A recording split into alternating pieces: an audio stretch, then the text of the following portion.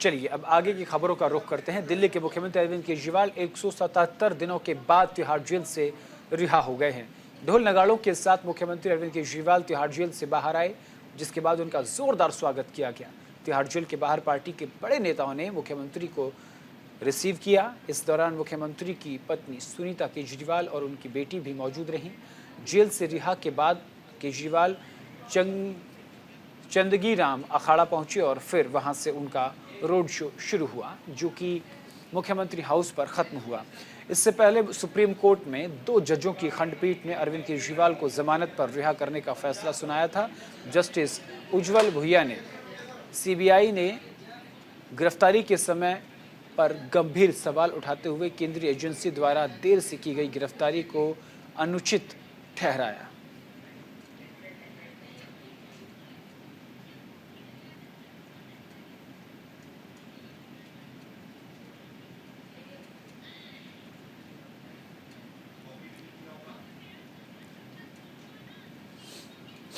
आज देश एक बहुत नाजुक दौर से गुजर रहा है।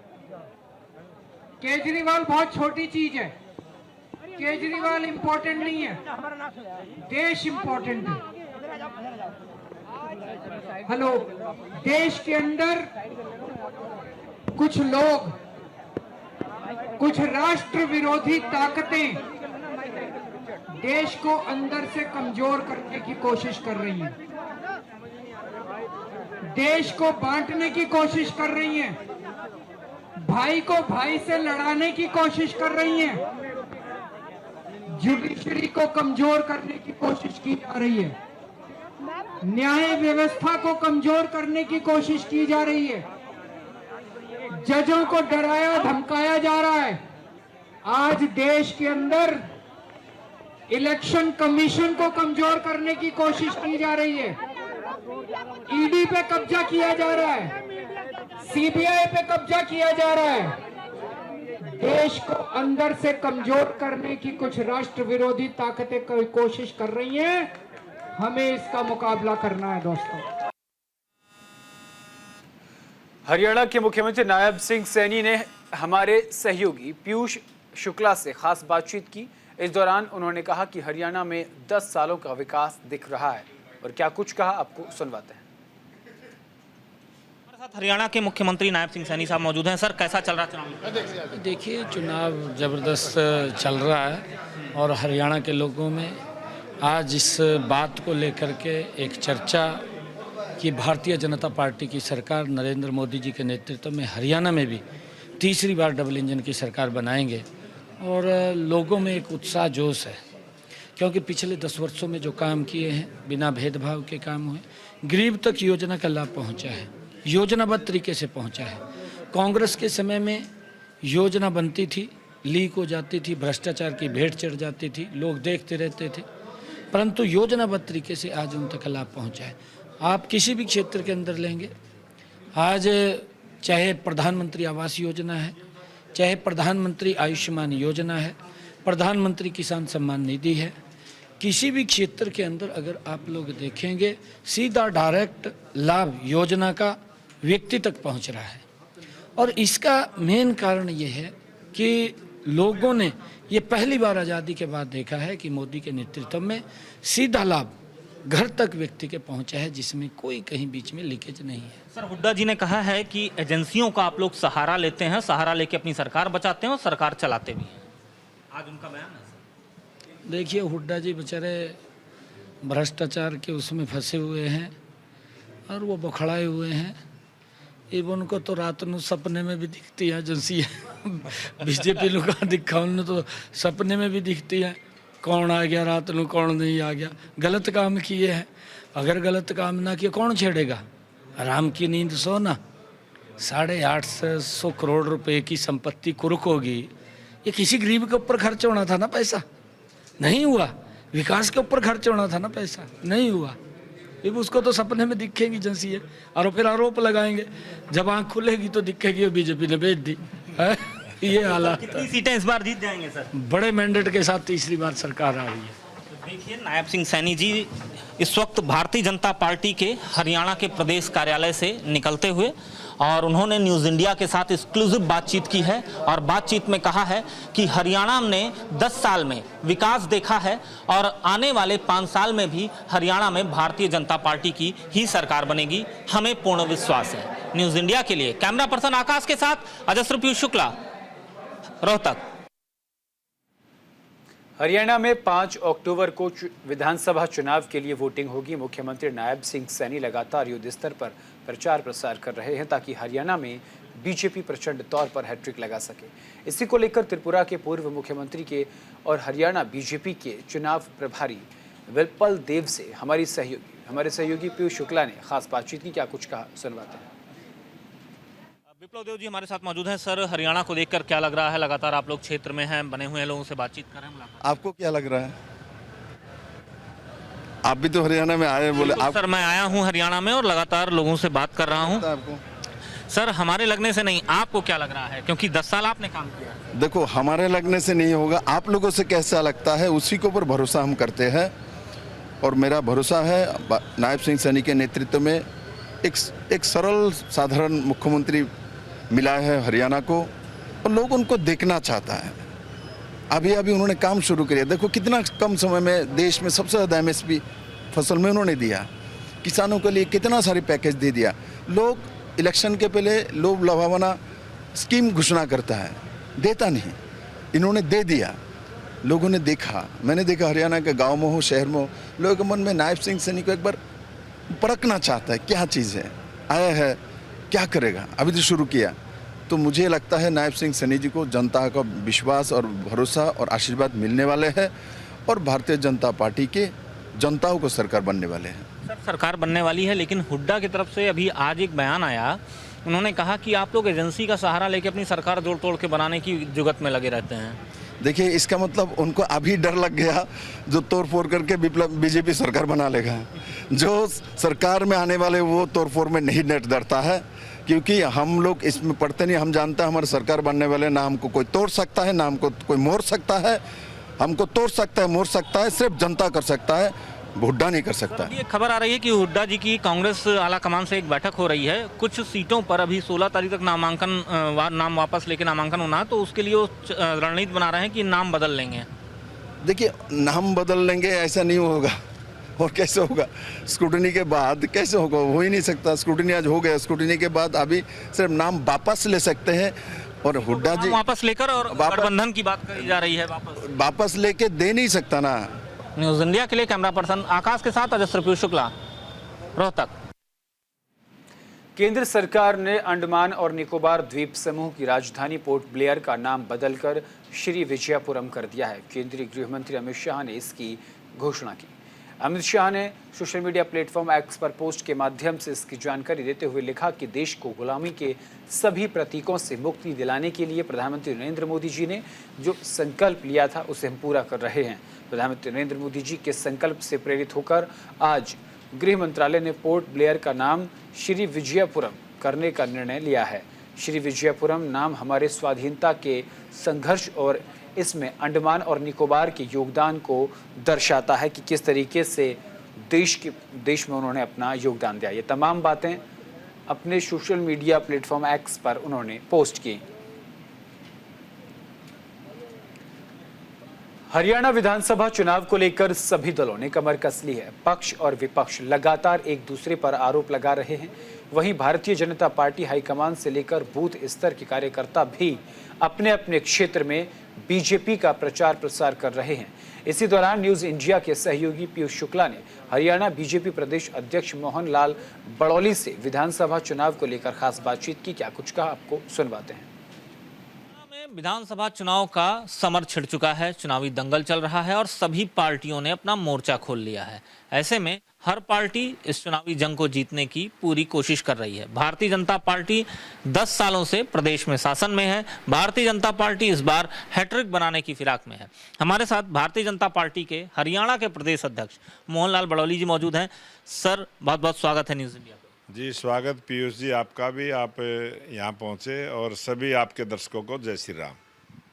सर, चुनाव चल रहा है, 10 साल आपकी सरकार सत्ता में, तो जनता के बीच जा रहे हैं, क्या कहीं महसूस हो रहा है एंटी इनकम्बेंसी है 10 साल?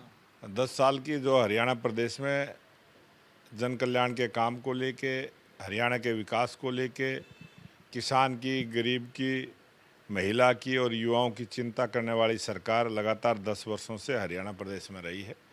और भारतीय जनता पार्टी की सरकार की बहुत सारी उपलब्धियां हैं, उन सब को लेके हम जनता के बीच में गए हैं और जनता ने मन बनाया कि आने वाले इस विधानसभा चुनाव में स्पष्ट बहुमत की सरकार, भारतीय जनता पार्टी की डबल इंजन की सरकार नायब सिंह सैनी जी के नेतृत्व में बनेगी। सर, डबल इंजन की सरकार की आपने जिक्र किया, 10 सालों से आपकी डबल इंजन की सरकार चल भी रही है, लेकिन कांग्रेस की तरफ से ये आरोप लगाया जा रहा है हरियाणा का जो विकास सोचा गया था, जनता ने सोचा था और 10 साल आपको दिए, वहाँ तक आप पहुँच नहीं पाए। जनता ने जो विकास सोचा और जनता के सोचने से भी ज़्यादा विकास हरियाणा प्रदेश में हुआ है और हरियाणा प्रदेश की जनता हमारे विकास के मॉडल से बहुत खुश है और हमने सबको न्याय देने का काम किया है, गरीब का हक गरीब के घर तक पहुंचाने का जो काम किया है।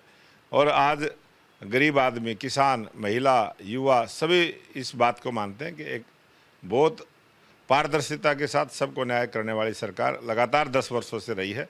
यही सरकार लंबे समय तक हरियाणा प्रदेश में हो और हरियाणा प्रदेश एक विकसित प्रांत बने, इस सोच को लेके हमारी सरकार बहुत सारे काम किए हैं और आगे भी करेंगे। आकाश के साथ अजस्त्र पीयूष शुक्ला, रोहतक। उत्तर प्रदेश और मध्य प्रदेश समेत कई राज्यों में बारिश ने जनजीवन को अस्त व्यस्त कर दिया है। कई जगहों पर तो भारी बारिश का असर देखने को मिल रहा है, जिसके चलते सड़कों पर पानी जमा हो गया है और बाढ़ का खतरा भी मंडराने लगा है। भारतीय मौसम विज्ञान विभाग ने चेतावनी जारी की है और कहा कि अगले 2 से 3 दिनों तक भारी बारिश की संभावना है। IMD ने खासतौर पर पश्चिमी उत्तर प्रदेश, पूर्वी और पश्चिमी मध्य प्रदेश के कुछ इलाकों में बाढ़ के खतरे को लेकर आगाह किया है। ऐसे में इन इलाकों में एहतियातन स्कूलों को बंद कर दिया गया है। उत्तर प्रदेश के अलीगढ़, एटा, हाथरस, कन्नौज, झांसी, जालौन, औरैया, बुलंदशहर और ललितपुर जैसे इलाकों में स्थिति स्कूलों में भारी बारिश के चलते छुट्टी की घोषणा कर दी गई है। इसके अलावा आगरा में भी नर्सरी से लेकर 12वीं तक के सभी सरकारी और प्राइवेट स्कूलों को बंद करने का निर्देश दे दिया गया है।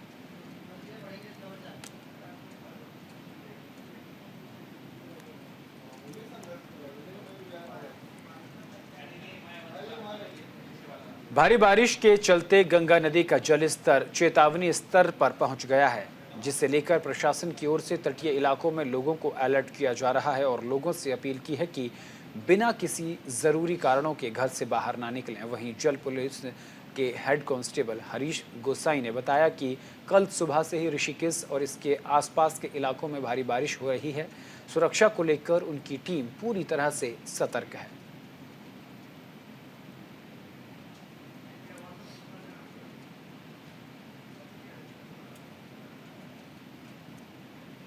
नियुक्ति मेरी और कल बृहस्पतिवार सुबह से ही लगातार यहाँ पे ऋषिकेश और आसपास के क्षेत्रों में काफी बारिश हो रही।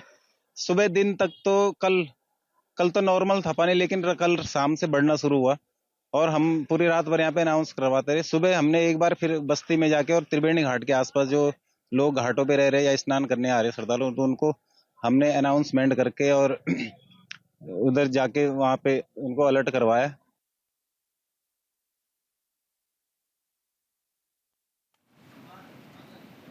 नोएडा NCR क्षेत्र में मोबाइल लूट की घटनाओं को अंजाम देने वाले गिरोह का पुलिस ने खुलासा किया है। पुलिस ने 2 शातिर बदमाशों को गिरफ्तार किया है और लुटेरों के पास से 11 मोबाइल फोन और एक बाइक को बरामद किया है।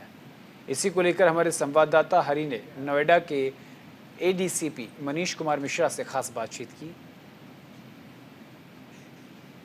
इस अपराध का ग्राफ करने में हमेशा से प्रयासरत है।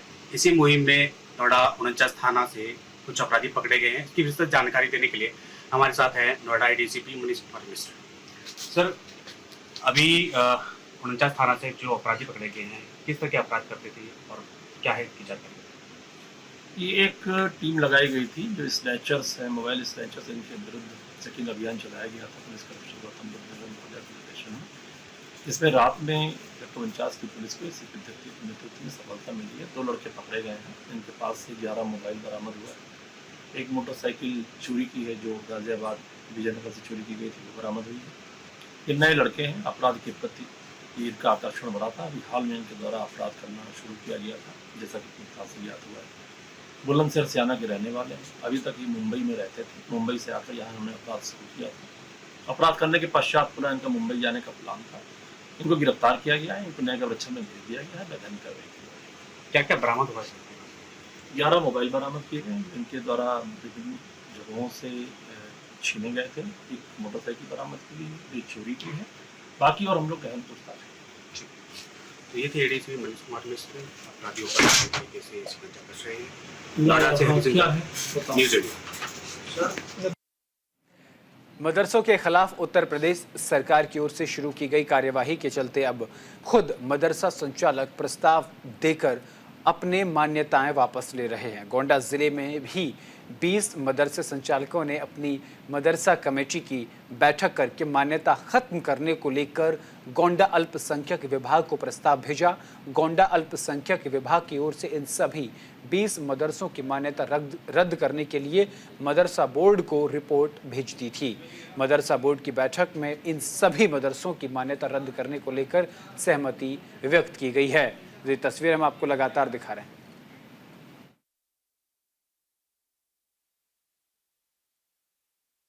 बंद करने की अधिकारिता मदरसा नियमावली के तहत रजिस्ट्रार उत्तर प्रदेश मदरसा शिक्षा परिषद लखनऊ में निहित है।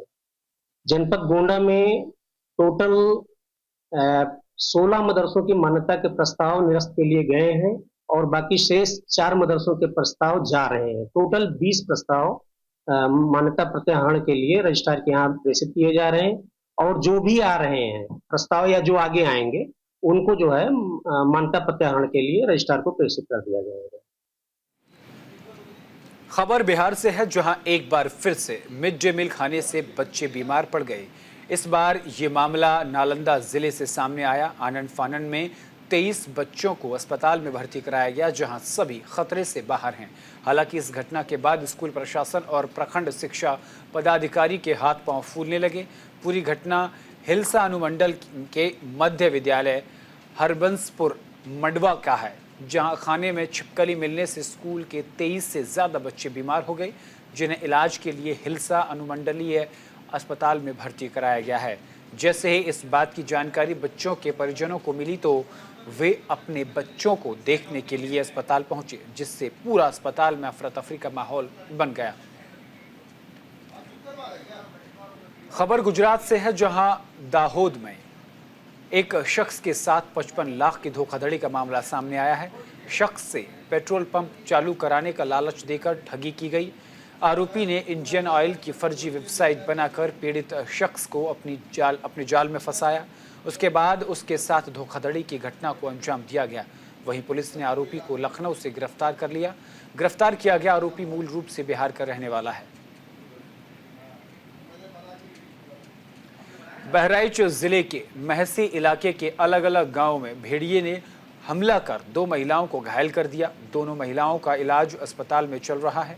भेड़िया लगातार लोगों पर हमला कर रहे हैं। 5 भेड़ियों के पकड़े जाने के बाद उनके साथ का 6वां भेड़िया ज़्यादा आक्रामक हो गया है। वो 48 घंटे में 4 बार हमले कर 5 लोगों को घायल कर चुका है। दरअसल गाँव सिंघिया नसीरपुर की रहने वाली 27 साल की गुड़िया अपने बच्चों और पति के साथ घर के आंगन में सो रही थी। इस दौरान भेड़िया घर में घुस गया। उसने महिला पर हमला कर दिया। इससे वो गंभीर रूप से घायल हो गया। पीड़िता ने बताया कि उनकी चीख सुनकर परिवार के लोग जग गए। देवर समेत अन्य लोग दौड़े तो भेड़िया मक्के के खेत में भाग गया।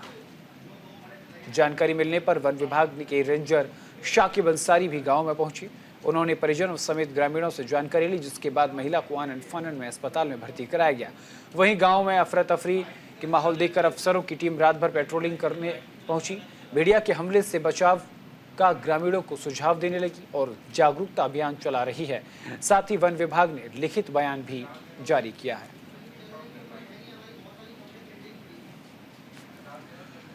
खबर नोएडा सेक्टर 24 से है, जहां पुलिस ने एनसीआर क्षेत्र में गाड़ियों के शीशे तोड़कर कीमती सामान चोरी करने वाले ग्रोह के एक सदस्य को धर दबोचा। पकड़े गए अभियुक्त के पास से चोरी में इस्तेमाल किए जाने वाले हथियार भी बरामद हुए। आरोपी से पूछताछ में खुलासा हुआ है कि इनका एक बड़ा गिरोह जिसमें सभी अलग जगहों पर जाकर चोरी की घटना को अंजाम दिया करते थे। और लखनऊ से इस वक्त की बड़ी खबर सामने आ रही है। आपको बता दें, आईआईटी की एसोसिएट प्रोफेसर ने सुसाइड कर लिया है। बड़ी खबर, बड़ी जानकारी आप तक पहुंचा रहे हैं। आपको बता दें कि एसोसिएट प्रोफेसर ने सुसाइड किया है। पड़ोसियों ने पुलिस को इसकी जानकारी दी है। जानकारी मिलने के बाद पुलिस आनन फानन में घटनास्थल पर पहुंची। ये बड़ी खबर, बड़ी जानकारी। आपको बता दें कि पुलिस ने सुसाइड नोट भी बरामद कर लिया है। सुसाइड नोट में लिखा, मैं साइको हूं, इसके लिए जिंदगी खत्म करने की कोशिश की मैंने और जिंदगी खत्म करने का तय किया। प्रोफेसर आयुषी शर्मा ने अपने घर में ही फांसी लगाई। सुसाइड नोट में लिखा है 11 सितंबर की तारीख। सबसे बड़ी बात, उन्होंने कहा कि मैं साइको हूं। ये सुसाइड नोट भी जो है वो बरामद हुआ है। एसोसिएट प्रोफेसर ने सुसाइड नोट लिखकर सुसाइड कर लिया।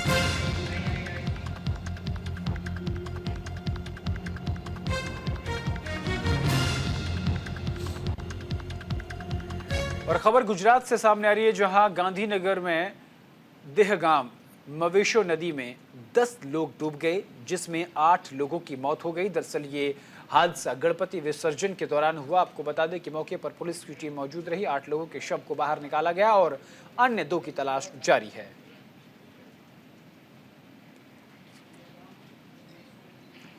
राजस्थान के भीलवाड़ा में अंबेडकर छात्रावास के पास दर्दनाक हादसा हो गया। इस हादसे में 3 मासूम बच्चों की तालाब में डूबने से मौत हो गई। यह हादसा उस समय का हुआ बताया जा रहा है जब तीनों बच्चे क्रिकेट खेलने के बाद नहाने के लिए छात्रावास के पीछे स्थित तालाब में गए। तालाब का पानी गहरा होने के चलते तीनों बच्चे डूब गए। गोताखोरों की टीम ने मौके पर पहुंचकर बच्चों की तलाश शुरू कर दी। काफी मशक्कत के बाद तीनों बच्चों के शवों को तालाब से बाहर निकाला गया। सूचना पर पहुंची पुलिस ने तीनों शवों को पोस्टमार्टम के लिए भेज दिया है। फिलहाल मामले की जांच में पुलिस जुट गई है।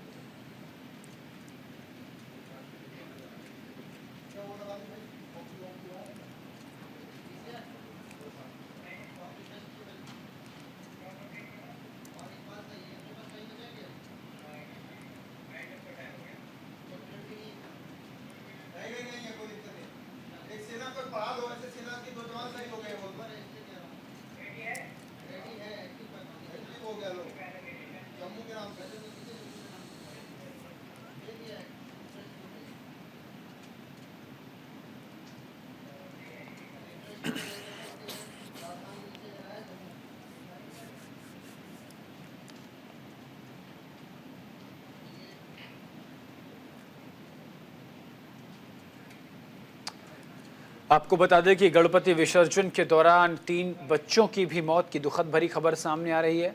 गोताखोरों की टीम ने बच्चों को बाहर निकाला है।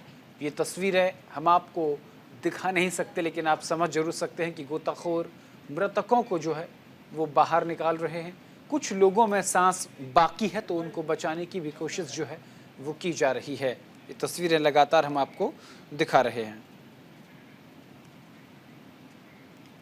और जम्मू कश्मीर से बड़ी खबर सामने आ रही है। जम्मू कश्मीर के किश्तवाड़ा में आतंकवादियों के साथ मुठभेड़ में सेना के 4 जवान घायल हो गए। भारतीय सेना की ओर से जारी एक बयान में कहा गया कि सुरक्षा बलों ने इलाके को घेर लिया है और इलाके में सर्च ऑपरेशन अभी भी जारी है। इस मुठभेड़ में सेना के 2 जवान शहीद हो गए। फिलहाल इलाके में सर्च ऑपरेशन जारी है। तो ये बड़ी खबर, बड़ी जानकारी। और फिलहाल के लिए मेरे साथ इस बुलेटिन में सिर्फ इतना ही। देश और दुनिया की तमाम बड़ी और अहम खबरों के लिए देखते रहिए सिर्फ न्यूज़ इंडिया।